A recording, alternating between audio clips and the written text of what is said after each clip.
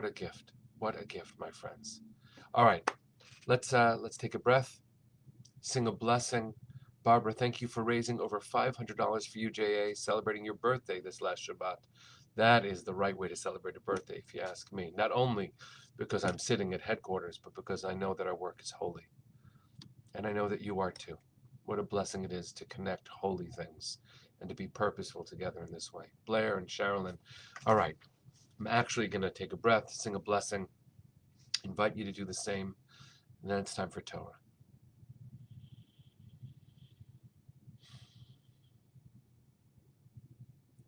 Ya la la la la, did ya la la la, did ya la la la la, ay la la la, Baruch Atah Adonai Eloheinu melech haolam asher kiddushanu b'mitzvotav v'tzivanu la'asok b'divrei Torah la'asok b'divrei Torah Hafoch ba, v'hafoch ba, la'asok b'divrei Torah.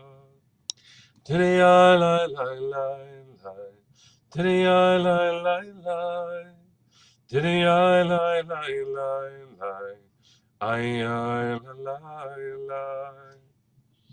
Friends, this day is a complicated one, as all are, and it's wonderful as well. It's a gift to be able to share these moments of meaning that all converge. Pesach is just a few days behind us. Shavuot is about 40 ahead. And also, tonight and tomorrow, is Yom HaShoah V'Gvura. We're going to mark Holocaust and Heroism Memorial Day here and around the world. It's so important.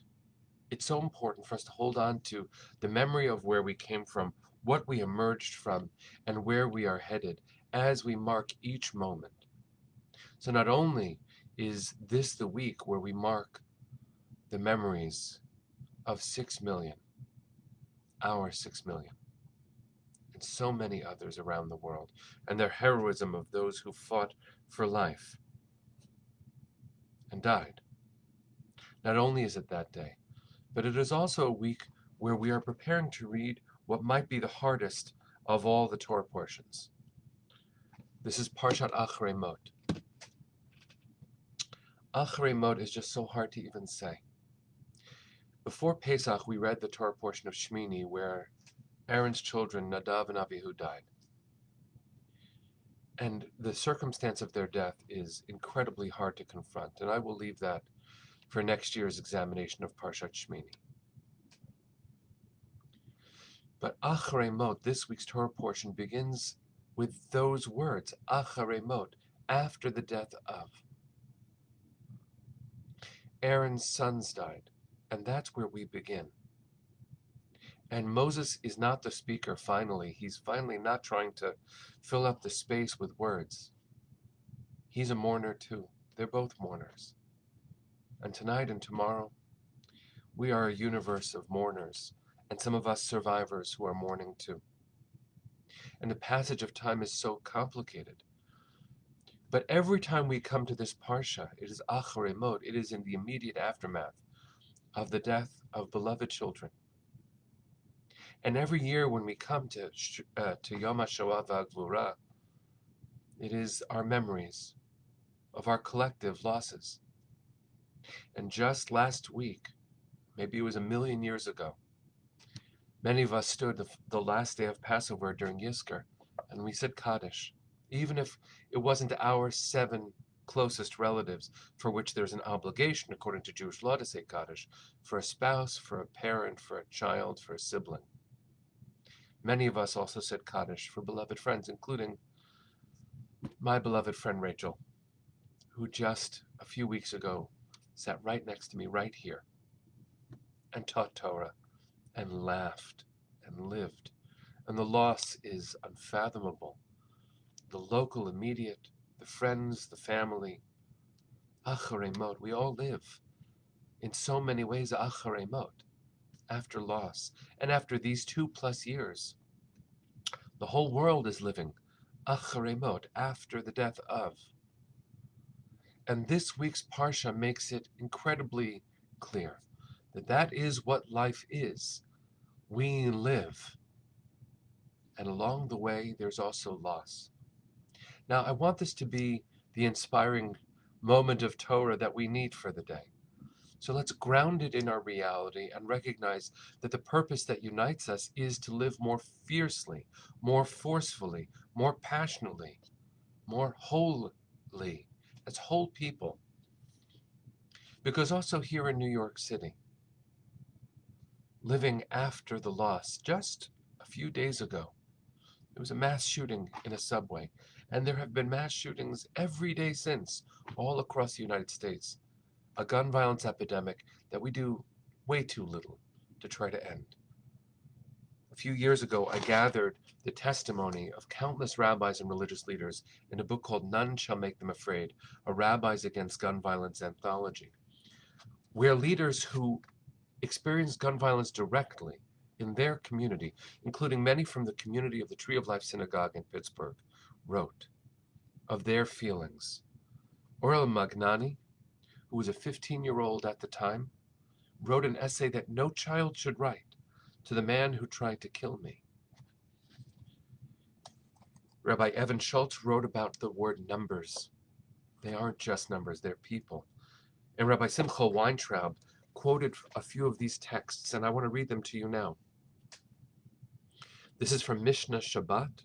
Rabbi Weintraub quotes, "One must not walk out on the Shabbat with a sword, a bow, a shield, a lance, or a spear." But Rabbi Eliezer objects, but these are ornaments. Rabbi Eliezer somehow saw these swords and bows and shields and lances and spears, and you might say today, guns. And Rabbi Eliezer somehow looked at all this and said, oh, but they're ornaments. They're beautiful. And you can see weaponry throughout the ages that was adorned with art.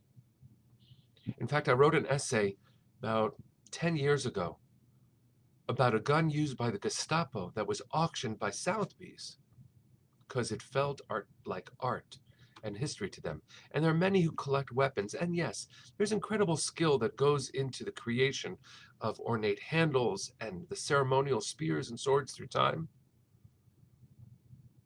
Rabbi Eliezer said they're beautiful. You can carry them on Shabbat, even if you can't carry other things. But the rabbis, all of the rabbis, the majority of the rabbis responded to this singular opinion and said, these are a disgrace. They are not ornaments. There's nothing beautiful about weapons. And we know that. We know that. Because we live in a world, Acharei Mot. We live in a world after death. Patricia, I held up a book that I edited years ago called None Shall Make Them Afraid, a Rabbis Against Gun Violence anthology. You can find it online for sale. I'll hopefully be doing teaching around this very soon, and it seems like we are doing work in the Jewish community to catch up with the work we should have been doing for much longer. So friends, in this moment, as we face our own memories tonight and tomorrow, which I'll deal with more directly, Yom HaShoah VaGvura, tomorrow, and as we live after Pesach, which tells us that freedom is fragile, and as we live days after a mass shooting here in a Brooklyn subway station, on a train in New York City, and as we live after saying Yizkor for friends and family, we have to redouble our efforts because we all live in an Acharei Mot world. We live in a world after loss, loss after loss after loss, and we are called, and this is the inspiring part of today's teaching. We are called to live and to fight for life because there is no reason, there is no rational reason for these countless losses on American soil.